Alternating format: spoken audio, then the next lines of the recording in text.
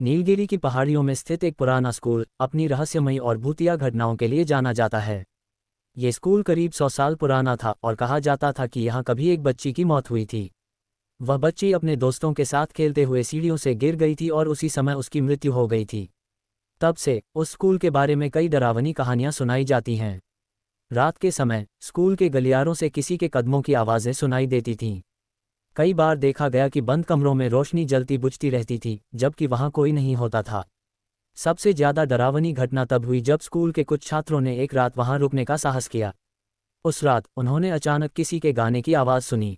वह आवाज़ बिल्कुल स्पष्ट थी, जैसे कोई पास में ही गा रहा हो। जब वे उस आवाज़ का पीछा करते हुए एक कमरे तक पहुंचे तो उन्होंने देखा कि वह दरवाज़ा खुद ब खुद खुल रहा था। जैसे ही वे अंदर गए, उन्होंने एक छोटी सी बच्ची को देखा जो एक कोने में बैठी हुई गा रही थी। उसकी आंखें लाल थीं और उसका चेहरा सफ़ेद जैसे किसी मृत व्यक्ति का हो। उसे देखकर सभी छात्र डर के मारे कांपने लगे। उन्होंने तुरंत वहां से भागने का निर्णय लिया, लेकिन जैसे ही वे भागने लगे वह बच्ची उनके पीछे पीछे दौड़ने लगी। किसी तरह वे स्कूल से बाहर निकल पाए और जान बचा पाए। अगली सुबह उन्होंने अपनी आपबीती स्कूल के हेडमास्टर को सुनाई।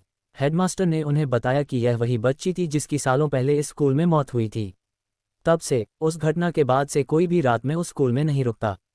आज भी नीलगिरी का वह स्कूल अपनी भूतिया कहानियों के लिए मशहूर है और लोग दूर दूर से इसे देखने आते हैं, लेकिन अंदर जाने की हिम्मत किसी में नहीं होती।